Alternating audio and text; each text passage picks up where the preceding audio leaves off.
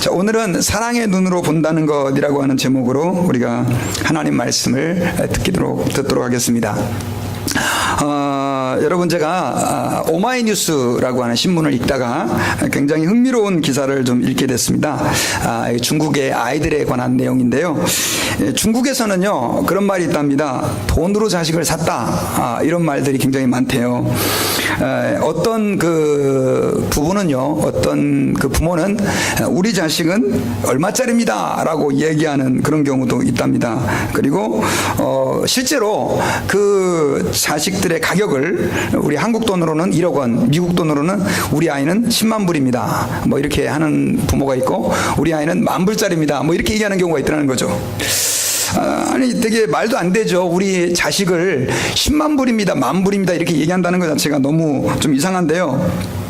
이 중국의 상황을 이야기를 들어보면요, 그 말이 좀 납득이 갑니다.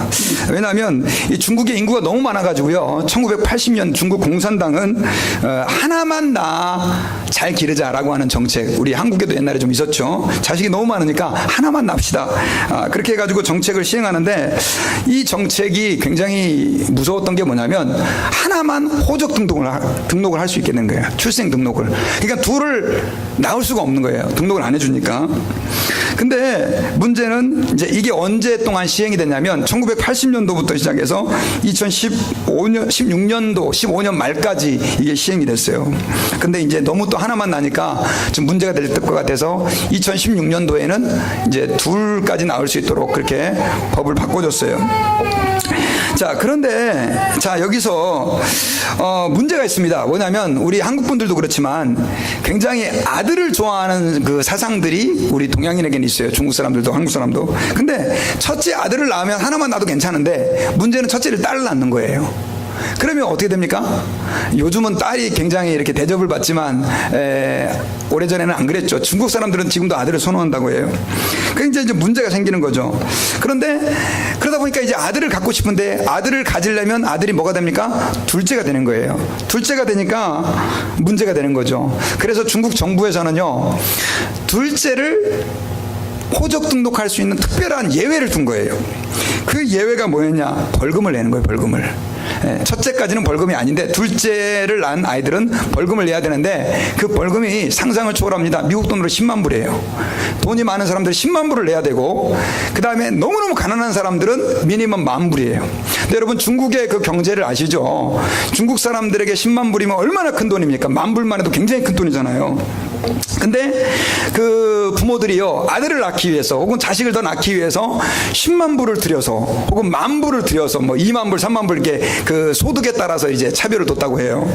그러니까 둘째, 셋째들은 다 보면 얘는 얼마요? 10만 불짜리, 얘는 5만 불짜리, 얘는 10,000불짜리 이렇게 가격이 매겨진다고 합니다. 여러분, 이 이야기를 제가 들으면서 사실은 이런 생각을 해봤습니다. 야, 진짜 이 10만 불을 들여서라도, 그렇게 많은 돈을 들여서라도 자식을 얻으려고 하는 그 부모의 마음, 이게 얼마나 간절합니까? 그런 생각을 문득 하면서 무슨 생각을 했냐면 하나님의 마음을 한번 생각해 본 거예요. 하나님께서는요, 우리를 얻게 하기 위해서 얼마를 지불하셨습니까? 하나님께서는 우리를 얻기 위해서 예수 그리스도를 지불하신 거예요. 예수 그리스도는 어떤 분이십니까? 하나님의 아들이시잖아요. 그리고 하나님의 본체시잖아요. 그렇게 높으신 하나님의 아들 하나님을 우리를 구원하시기 위해서, 우리를 얻기 위해서 하나님께서는 보내주신 것이죠. 그러니까 여러분, 우리는 10만 불짜리 중국에서 뭐 아들보다도 훨씬 더 귀해요, 안 귀해요? 대답이 여러분 오늘 이렇게 별로 시원찮으세요. 아멘도 아까 안 하시고, 안 그래도 별로 안 귀한가 봐요. 다시 여쭤보겠습니다. 여러분, 귀해요, 안 귀해요? 귀해요. 우리 옆에 있는 분들에게 당신은 10만 불보다도 몇백 배 귀합니다, 이렇게 한번 인사 한번 해주겠습니다. 예, 10만 불보다 몇백 배 귀한 것이죠.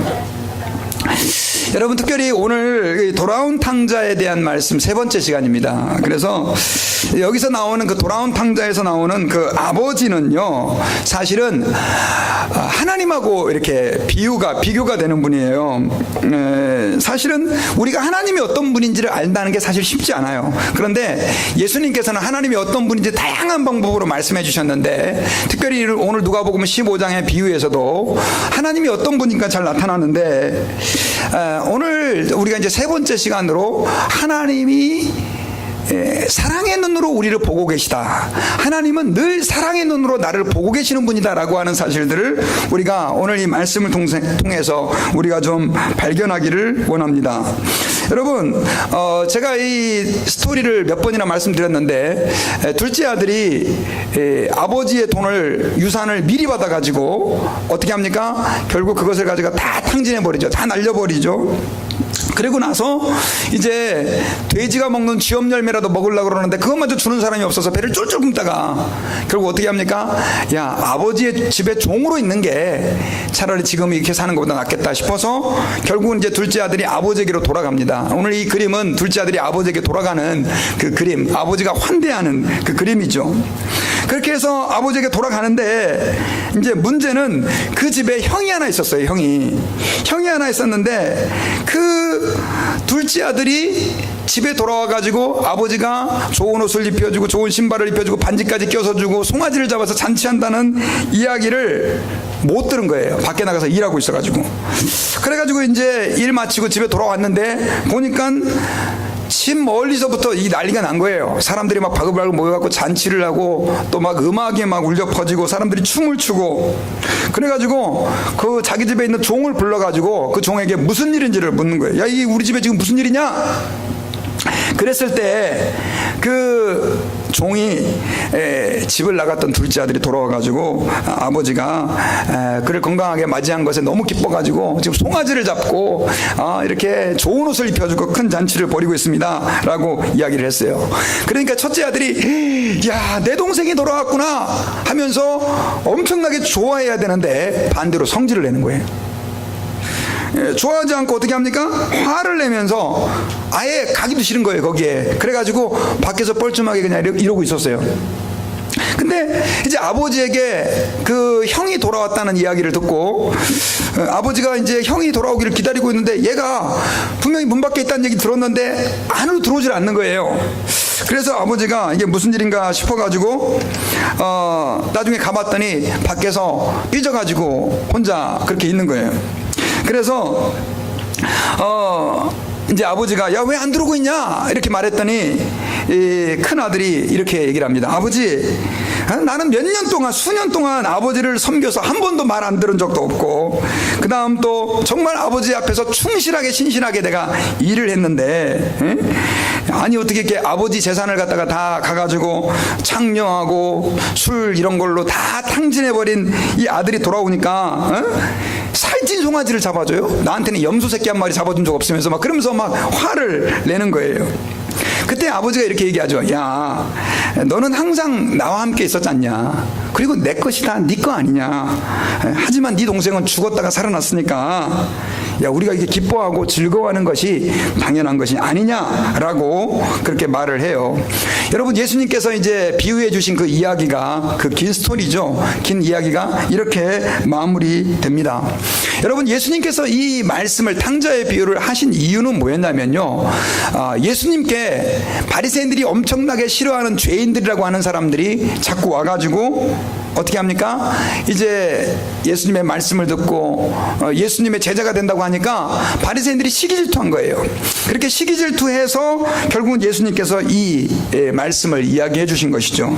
여기서 여러분, 그 형은 누구의 비유가 될까요?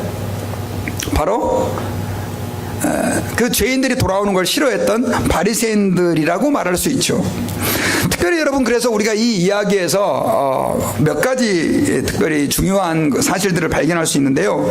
그것은 뭐냐면 첫째는 죄인을 사랑하시는 하나님에 대한 것입니다. 여러분, 사람들은요 죄인을 다 싫어하고 또 죄인들을 미워합니다.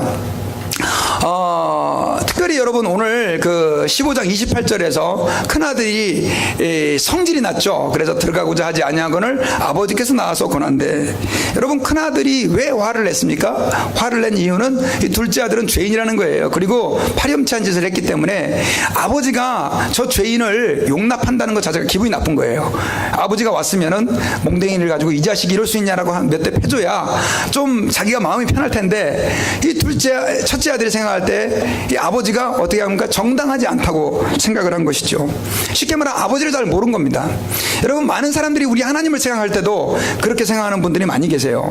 하나님께서는 우리의 죄를 아주 무지막지하게 심판하시는 분이다. 물론 하나님에게는 심판의 속성들이 있죠. 하나님은 우리의 죄를 책망하시고 심판하시는 하나님이시기도 합니다. 그러나 성경에서 전반적으로 나오는 것은 우리의 죄를 하나님은 책망하시고 심판하시지만, 그러나 그 죄인을 하나님은 어떻게 하시는 분이세요? 사랑하시고 구원하시고 용서해 주시는 분이라고 하는 것을 하나님께서는 끊임없이 성경에서 우리에게 가르쳐주고 계신다라고 하는 것이에요.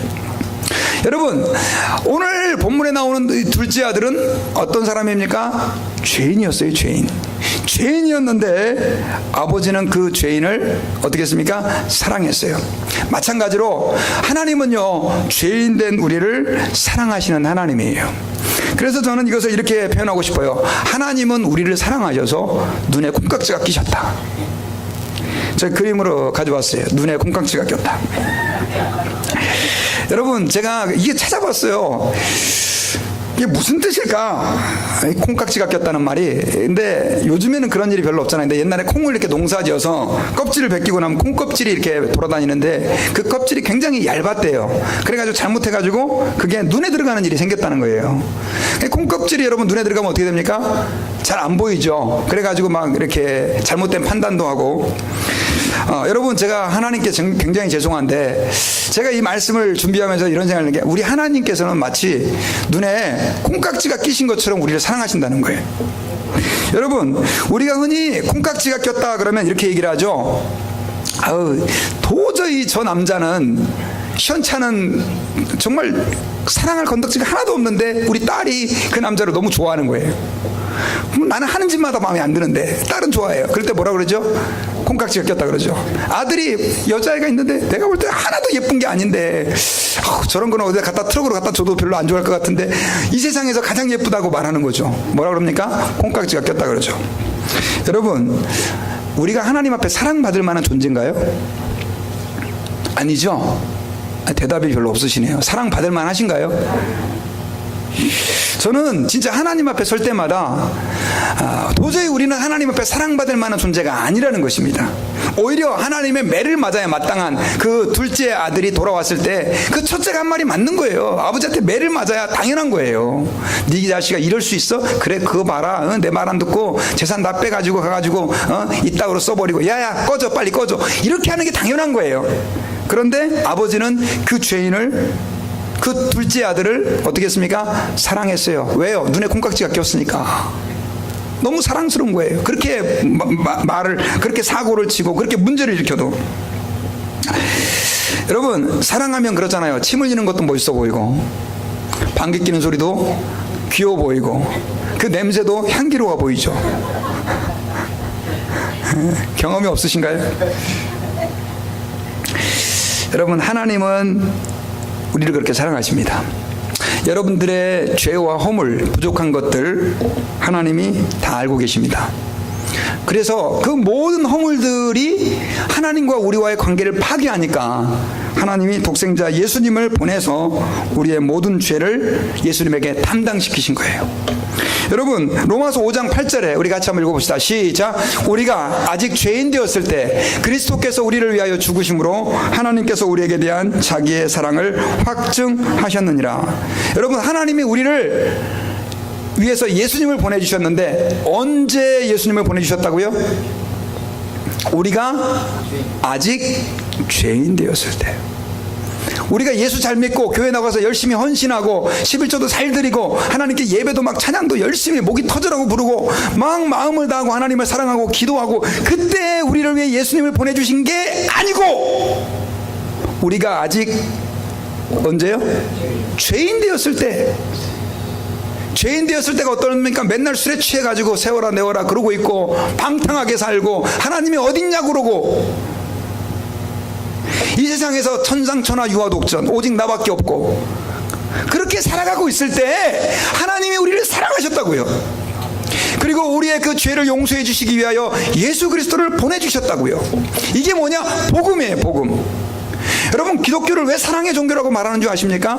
기독교를 사랑의 종교라고 말하는 이유는요, 하나님이 죄인 된 우리를 사랑하셨다는 거예요.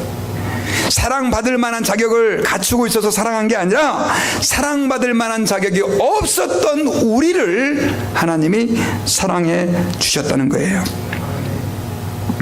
그 사랑을 받고 있는 존재가 바로 우리 예수 믿는 사람들이에요. 여러분, 부모가요 자녀를 정말 사랑하잖아요. 그럼 단점이 보입니까? 안 보입니까? 되게 어려운 질문입니까? 아기를 키우시는데 우리 박송희 사모님도 키우고 애가 막 그냥 뭐 어디 갔다 흘리고 어지러 놓고, 야, 제가 볼 땐 단점 투성이에요. 단점 투성.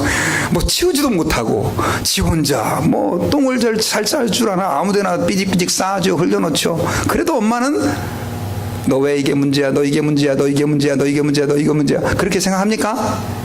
그게 다 이쁜 거예요. 그래 안 그래요? 아기를 이렇게 키워보는 엄마들은 다 그런 것들을 경험하죠. 모성애라 그러죠. 정말 자녀를 사랑하는 부모는요, 자녀의 단점을 잘 못 봅니다. 저는 애들을 키울 때요, 이렇게 제 아내하고 부부싸움을 엄청 많이 했어요. 많이 했는데 저는 이렇게 보면 이 문제점이 한 50가지가 보여요. 1번, 2번, 3번, 이래서 문제, 저래서 문제, 그것이 문제, 이것이 문제 다 보여요. 그래서 좀 고쳐주고 싶어요. 이거를 다 이렇게 마음에 벼르고 있다. 근데 저희 집사람은 전혀 감각이 없어요. 그러니까 악역을 누가 합니까? 제가 혼자 다 하는 거죠. 야야 너 일로 와. 너 이거 안 되지 마. 이거 고쳐. 처음에는 좀 말을 듣는 것 같다 사춘기가 되니까 애들이 어떻게 합니까? 반항을 막 하는 거예요. 아빠는 맨날 잔소리 한다고. 아니 잔소리가 아니라도 잘 되라고 반듯하게 크라고 하는 거야. 근데 하다 보니까 열받는 거예요. 화가 나는 거예요. 왜요? 저희 집사람은 항상 그 얘기 안 하니까 애들이 좋아해요.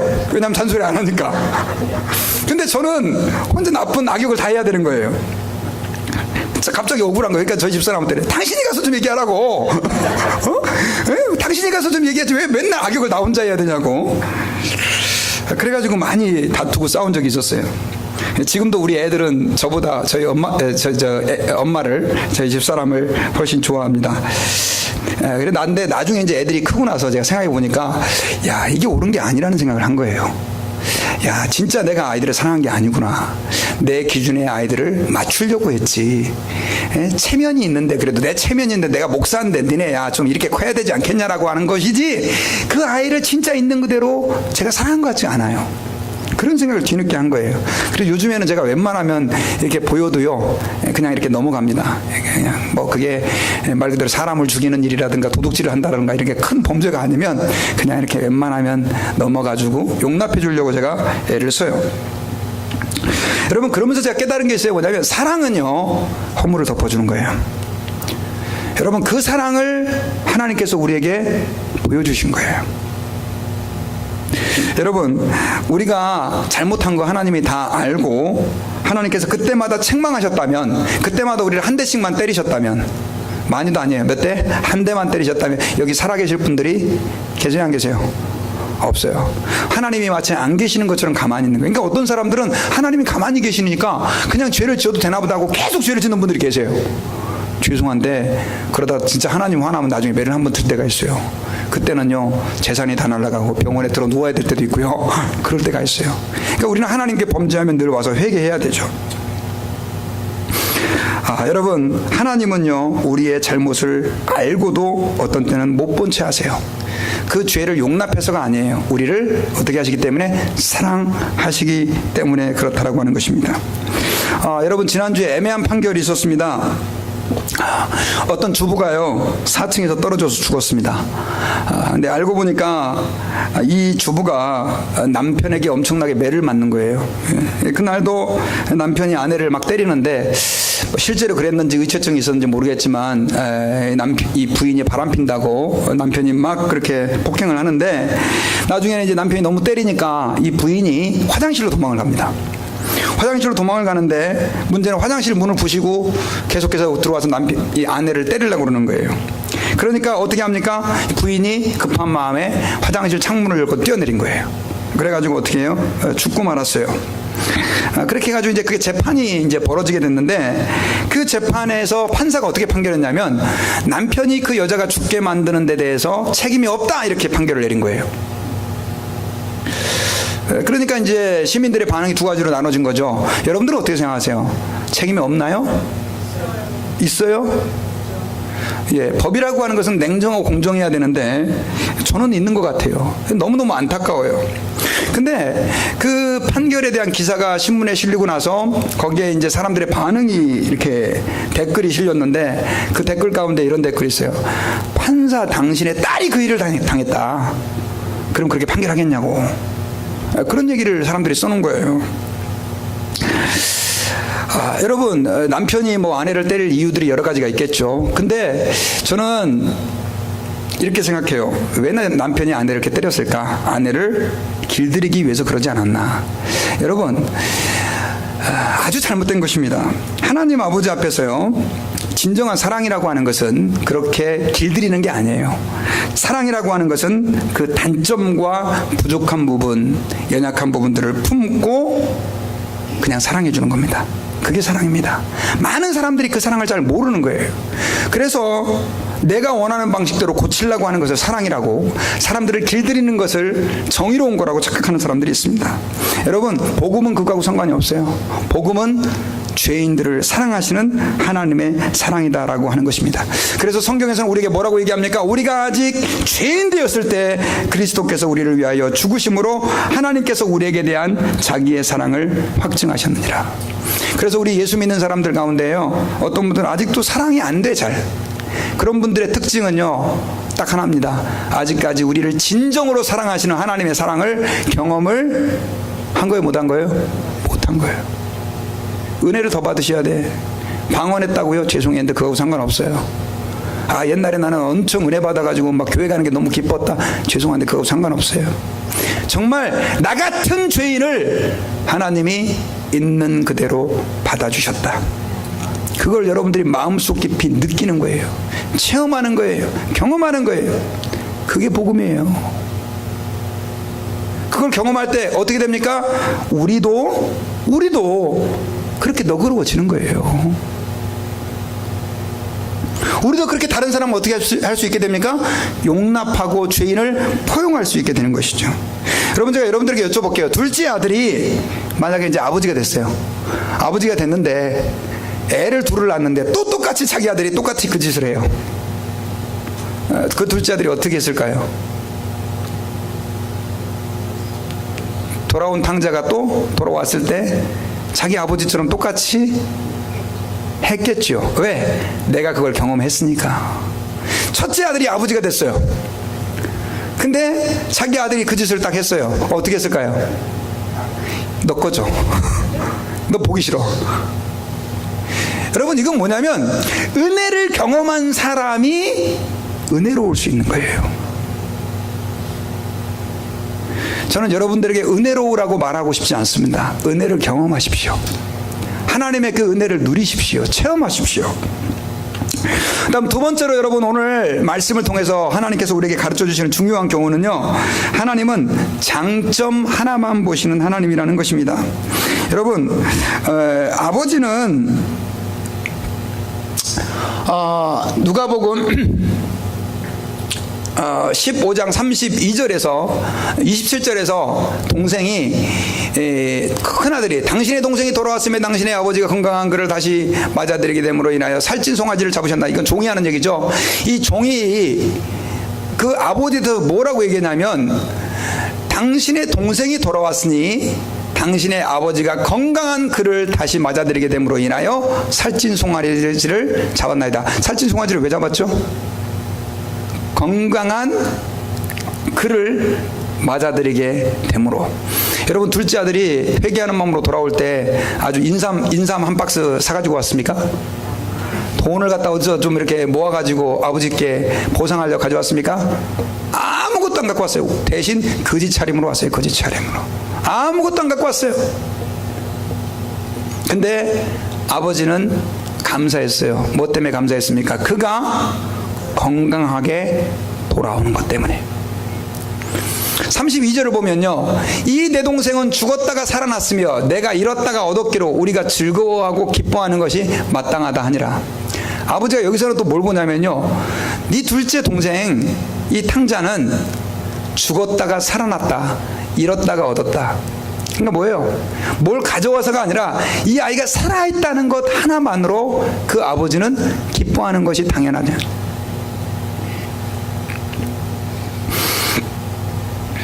여러분, 아버지는요, 만약에 둘째 아들의 잘못을 적어가지고 책망하려고 그랬으면 한 100가지도 더 지적할 수 있었을 거예요. 그래요, 안 그래요? 그렇죠? 근데 그거 다 보지를 않아요, 아예. 오직 뭘 봐요? 그래도 이놈이 건강하게 돌아왔네. 어디 다리 안 부러지고 입원해서 앰뷸런스에 실려갖고 온 게, 그때는 앰뷸런스도 없었지만 그렇게 들것에 실려갖고 온 게 아니라 건강하게 왔구나. 그거 하나 가지고 어떻게 했어요? 감사한 거예요.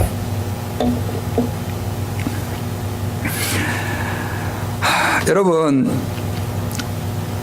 하나님 아버지 앞에서요, 주님이 우리를 보실 때 그렇게 보세요. 여러분들 단점 말 그대로 주판을 튕겨서 계산하면요, 아마 수천 가지가 될 겁니다.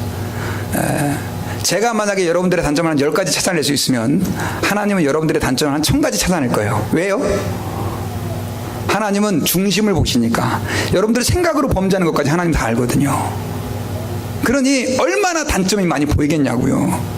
그런데 하나님이 여기서 여러분들의 예배를 받으시고 여전히 저와 여러분들을 하나님이 사랑하시는 이유는 뭐냐면 여러분들에게 좋은 거 하나를 보는 거예요. 장점. 그래도 이 녀석이 와서 예배를 드리는구나.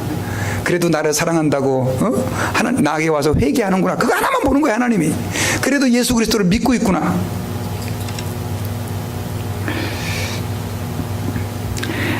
여러분, 좋은 아버지와 나쁜 아버지, 제가 이제 저도 아버지 입장이다 보니까 저는 옛날에 이렇게 생각을 했어요. 나쁜 아버지는 술 먹고 애 패고 돈 못 벌어온 아버지, 부인에게 소리 지르고 부인 두드려 패는 아버지라고 생각을 했거든요. 그리고 좋은 아버지는 돈 잘 벌어다 주는 아버지, 그리고 사고 안 치는 아버지, 이렇게 생각을 했어요. 근데 요즘엔 그 기준이 바뀌었어요. 어떻게 바뀌어주냐? 나쁜 아버지는 자꾸만 자녀들의 잘못을 긁어서 책망하고 그걸 가지고 따지고, 와이프에게서도 마찬가지고. 그 대신 좋은 아버지는 알고도 덮어주고 용납해주고 기다려주는 아버지. 제가 요즘 솔직히 그런 생각을 하는 거예요. 그래서 제가 지금 요즘에 좋은 아버지가 되려고 노력을 많이 하고 있어요. 옛날에는 애들이 말 안 듣고 그러면, 야, 내가 어디 가서 술을 먹냐 이놈들아, 내가 어디 가서 도박을 하냐, 이렇게 훌륭한 아버지 앞에 니네들 왜 그래, 이렇게 생각을 했거든요. 근데 알고 보니까 제가 나쁜 아버지였어요. 너무 이렇게 꼬치꼬치 따져서. 여러분, 어떻게 생각하십니까? 좋은 아버지는요, 알고도 덮어주는 아버지죠. 여러분, 국회에서 이제 장관을 세울 때 청문회 하지 않습니까? 청문회 할 때 보면요, 참 재밌는 게 있어요. 같은 정당의 사람이 나와서 청문회를 할 때는요, 단점을 별로 얘기를 안 해요. 그렇죠? 그 대신 뭐 그냥 이렇게 다른 것만 봐요. 대충 단점이 있어도 그건 대충 넘어가요. 근데 반대 야당, 만약 여당에서 이제 어떤 장관을 세우려고 청문회를, 야당에서는요, 그 사람을 갖다 어떻게 합니까? 있는 거 없는 거 다 털어가지고 단점을 다 긁어내죠. 청문회 보면 좀 재밌어요. 여러분, 하나님은 우리의 여당이세요. 우리가 단점이 많이 있는데 그 단점을 보지 않으시고 장점 하나 보고, 야, 너 진짜 최고다, 이렇게 말씀하시는 하나님이세요. 여러분, 제가 목회를 지금 제가 1995년부터 목회를 했어요. 그러니까 지금 이제 23년째, 담임 목회를 한 지는 15년이고 부목사 생활까지 하니까 벌써 20몇 년을 제가 목회를 했는데, 제가 지금까지의 목회, 앞으로는 또 어떻게 될지 모르겠지만을 돌아보면서 제게 있어서의 가장 큰 변화가 있어요. 그게 바로 뭐냐면, 예전에는요, 성도들을 그리스도의 신실한 제자를 만들기 위해서 제가 엄청 노력을 했습니다. 그래서 성도들의 잘못을 뜯어 고치려고 아주, 지금은 설교가 이게 굉장히 부드러워졌지만 옛날에는 그냥, 특히 제가 젊을 때 20대 때는요, 애들이 설교를 무서워서 못 들을 정도로 설교 시간에 좋은 놈 있으면 이렇게 세워서 쫓아내기도 하고, 예배 시간에 늦게 나오면 막 혼내고, 그래가지고 하나님이 기뻐하셔서 니들 하나님이 믿는 놈들이야 막 이래가면서 그렇게 설교를 많이 했었어요. 참 열심히도 했었어요. 근데 제가 이제 목회를 오래 하면서, 올해는 아니죠, 또 이제 절반 했는데 느낀 게 있어요. 목사의 사명이 뭐냐? 성도들의 잘못된 걸 뜯어 고치는 게 아니라 하나님의 마음으로 성도를 사랑하는 거다, 이걸 깨달은 거예요. 하나님의 마음으로 성도를 사랑하는 거예요. 왜냐하면 그런 마음으로 성도를 사랑하지 않으면 목회를 못해요. 왜냐하면 열받아가지고. 여러분들 자신을 잘 아시잖아요. 나 자신도 마찬가지예요. 보니까 정말 훌륭한 성도라고 생각했는데 한 달이 가고 두 달이 가고 1년이 가고 2년이 가니까 아니에요. 죄송합니다. 하나님 앞에서 저를 포함해서 우리 모두가 죄인이라는 것이고, 목회자는 그들을 하나님의 마음으로 사랑하고 하나님의 그 은혜를 드러내는 것이다라고 하는 것을 깨닫게 된 거예요. 여러분, 제가 성도들의 단점을 파악해서 그걸 고치려고 했을 때 얼마나 목회가 힘들었겠습니까? 또 고쳐집니까? 벌써 50, 60, 70 되신 분이 이거 고치세요. 그러면 아유, 저 40대밖에 안 된 목사가 나한테 뭐 고치라고 있다 소리하고, 자기 갈등이 생기죠. 그러다 보면 미움이 생기고. 근데 여러분, 제가 오늘 본문에 나오는 아버지를 보면서 느낀 건 뭐냐면, 그 아버지는 이 수많은 단점이 있는 둘째 아들의 단점을 안 보고 그냥 살아 돌아온 거, 건강하게 돌아온 거, 그것만으로 어떻게 해요? 감사하게 생각한 거예요. 그래서 여러분, 우리도 그렇게 생각을 해야 돼요. 하나님을 믿는 사람들이면 그런 마음을 가져야 돼요. 근데 여러분, 생각을 해봤어요. 도대체 왜 우리가 사람의 단점을 용납해 주지 못할까? 그 이유는요, 우리에게는 욕심이 있어요. 욕심. 진정으로 이웃을 위해서, 가족을 위해서 그 사람을 변화시키려고 그러는 게 아니라 누구를 위해 변화시킵니까? 나를 위해서. 내 마음에 안 드는 건데요, 어떻게 하겠어요? 내 마음에 안 드는데. 그래서 여러분, 우리는 하나님 앞에서 하나님께서 장점 하나만 보셨던 것처럼 제게도 그런 마음을 주십시오, 그런 눈을 주십시오, 이렇게 기도해야 될 줄 믿습니다. 어떤 엄마가 있었어요. 근데 이 엄마가 아기가 많이 아팠어요, 어렸을 때. 그래가지고 병원을 매일매일 데리고 가는 거예요, 병원에. 매일매일 병원에 들어가는데 애가 또 이거 고쳐놓으면 저기 아프고 저기 고쳐놓으면 이게 아프고. 그래서 하나님께 기도를 했어요. 하나님, 우리 애가요 건강하게만 해주십시오. 아무것도 바라지 않습니다. 그랬는데 그 애가 진짜 건강하게만 컸대요. 공부는 꼴등, 친구들도 맨날 이상한 놈들과 어울려 다니고, 뭐 제대로 하는 게 하나도 없는 거예요. 딱 한 가지, 뭐예요? 건강해요. 자, 하나님 기도에 응답해 주셨으니까 감사해야죠. 감사가 됩니까? 건강하기만 해요. 감사가 아니죠. 하나님은요, 그 상황에서 감사하시는 하나님이시라는 거죠. 여러분, 우리 성경 말씀 27절과 32절 같이 읽었죠. 자, 제가 여러분, 하나님 앞에서 우리 많은 사람들이 어떤 욕심에 대한 강박증을 가지고 있는데, 특별히 다람쥐를 제가 갖다 놨죠. 미국에 와가지고 제가 좀 힘들었던 게 있었어요. 그게 바로 뭐냐면, 한국에서 정말 열심히 나름대로 사역을 좀 했었거든요. 나름대로 막 정말 정신없이 새벽에 나가서 밤늦게 돌아오고, 하여튼 그렇게 열심히 사역을 하다가, 그러다가 이제 미국에 오니까 그게 여건이 안 되잖아요. 여건이 한국같이 사역을 할 수가 없었어요. 뭐 교통도 그렇고 여러 가지 여건들이, 그래가지고 굉장히 마음의 불안감을 느끼는 거예요. 왜 내가 하나님을 위해서 열심히 일을 해야 되는데 못하고 있으니까. 그때 제가 가끔씩 아이들을 데리고 이제 공원에 나갈 때가 있었는데, 그때 공원에 이렇게 미국에는 다람쥐가 많잖아요. 그래가지고 그 다람쥐를 이렇게 쳐다보고 있는데, 다람쥐를 보면서 제가 은혜를 받았어요.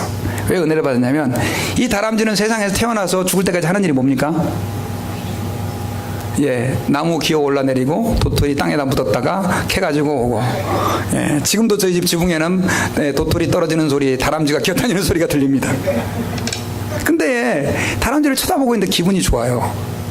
그리고 저는 이렇게 생각을 했어요. 여러분, 다람쥐가 사실은 이렇게 여러분 그 생물학적 바이올로지컬하게 보면은요, 나름대로 또 그 생태계에 그 디보션, 공헌하는 게 있어요.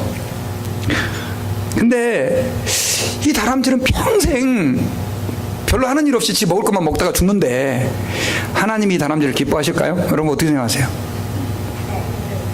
네? 저는 기뻐하실 것 같아요. 왜냐하면 나도 다람쥐를 보니까 행복해요. 그냥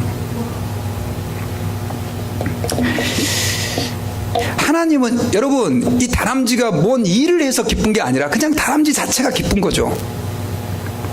여러분, 하나님이 여러분들을 보실 때, 우리 장로님은 기도를 너무 잘해서 하나님이 더 좋아하시고, 열심히 장로로서 사역을 다 잘해서 좋아하시고, 기영렬 목사가 열심히 뭐 이렇게 설교를 갖다 기가 막히게 준비해서 성도들에게 엄청난 감동을 주니까 하나님이 나를 더 사랑하시고, 그렇습니까? 저는 그렇게 생각했었어요, 옛날에. 그래서 열심히 뭔가를 해드리려고, 마치 누구처럼? 첫째 아들처럼. 근데 그게 아니라는 거예요. 하나님은 이 다람쥐가 뭔가를 해서, 다람쥐가 막 도토리를 얘를 100개 모아가지고 가난한 사람 도와주고 그래가지고 하나님 기뻐하는 게 아니라, 다람쥐 존재 자체를 하나님이 기뻐하시는 것처럼, 그를 보면 행복한 것처럼 하나님이 저와 여러분들 자체를 사랑하시고 좋아하세요. 믿습니까? 비록 허물과 죄가 있어도 그걸 안 보시고, 이게 생각해보세요. 다람쥐가 나무에 올라가는 게 신기하잖아요. 지는 그냥 살라고 올라가는 건데 나에게 기쁨을 주는 거죠.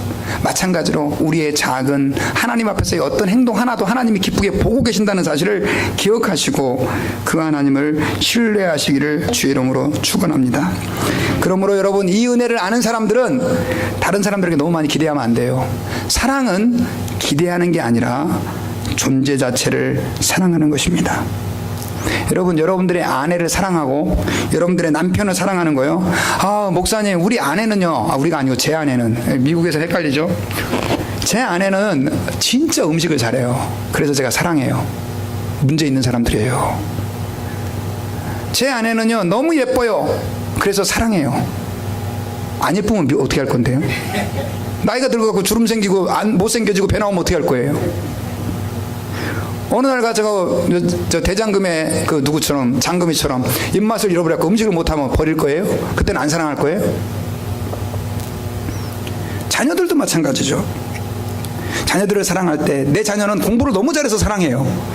이것만큼 위험한 부모의 사랑 없어요. 그냥 있는 그대로 사랑하는 겁니다. 그냥 좋은 점 하나 보고 사랑하는 거죠. 그게 하나님의 은혜를 아는 사람이에요. 하나님은 나를 볼 때 장점 하나만 보고 사랑해 주시는데, 나는 자녀들에게, 아내에게, 교회, 교인들에게 막 엄청나게 많은 걸 요구하고, 집사님은 요거 해야 되고, 장로님 요거 해야 되고, 성도님 요거 해야, 이렇게 할 때 내가 사랑해 줄게. 이게 말이 됩니까, 여러분? 그거는 은혜가 아니죠. 우리 옆에 있는 분들에게, 특별히 남편에게, 아내에게, 있는 그대로 내가 사랑해 줄게요. 한번 인사합시다. 없어요? 멀리 계신 분들한테 있는 그대로 내가 사랑해 줄게요. 있는 그대로.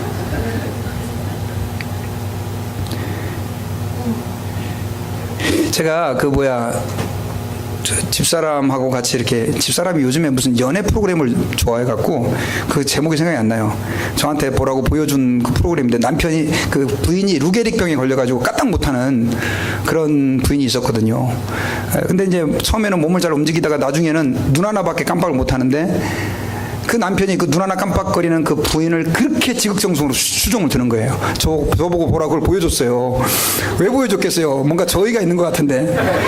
근데 그걸 보면서 제가 굉장히 감동을 받은 게 뭐냐면, 이 남편이 부인이 이제 루게릭병에 걸렸으니까 여러분 진짜 눈도 깜빡거리지 않는 것 같은데, 이 남편은 이 눈썹이 움직이는 걸 감지해가지고 그걸 이렇게 글자판을 만들어서 아내를 갖다 수정드는 거예요. 막 그렇게 뭐 침대도 화장실 대소변 다 받아내고 목욕까지 막 씻겨주는 거. 하여튼 저 같으면 이혼해요. 죄송한데. 근데 그 남편이 그렇게 적극적으로 사랑하는 거예요. 제가 보면서 굉장히 감동을 받은 거예요. 야, 이게 진짜 사랑이구나.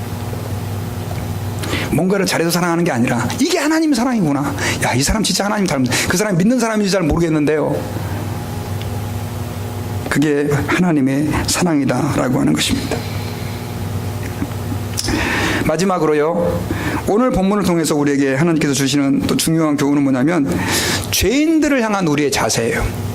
여러분, 죄인들을 향한 우리의 자세. 자, 같이 한번 읽읍시다. 시작. 이 내 동생은 죽었다가 살아났으며 내가 잃었다가 얻었기로 우리가 즐거워하고 기뻐하는 것이 마땅하니라. 자, 아버지는 둘째 아들이 돌아온 것만으로 기뻐했죠. 왜 예수님이 이 얘기를 하셨냐면, 바리새인들은 죄인들이 예수님에게 오는 걸 싫어한 거예요. 하나님께 오는 걸 싫어하는 거예요. 저놈들은 심판받아야 된다고. 죄인들을 사랑했어요, 안 사랑했어요? 바리새인들은 안 사랑했어요. 여러분, 우리 예수를 믿은 사람들, 어쩌면 우리가 첫째 아들과 같은 사람들인데, 혹시나 하나님은 나만의 하나님이라고 생각하고 계시지 않습니까? 하나님은요, 아직 지금 예수 그리스도를 알지 못하는 죄인들의 하나님이기도 해요. 어쩌면 지금 교회 바깥에 있는 사람들은 돌아온 탕자와 같은, 아니 돌아오지 않은 탕자와 같은 사람들이에요. 여러분, 그들에 대해서 어떤 생각을 가지고 계십니까? 저런 나쁜 놈들은 하나님이 빨리 심판해야 돼, 그렇게 생각하고 계십니까? 독일의 신학자인 본회퍼랍니다. 본회퍼라고 하는 사람이에요. 이분은 히틀러가 독일을 이끌고 그렇게 못된 짓을 할 때 그 히틀러 물러가라고 데모했던 사람이에요. 목사님이세요. 근데 1943년 히틀러한테 붙잡혀가지고 감옥에 수감되고 1945년에 교수형에 처해져서 죽었어요.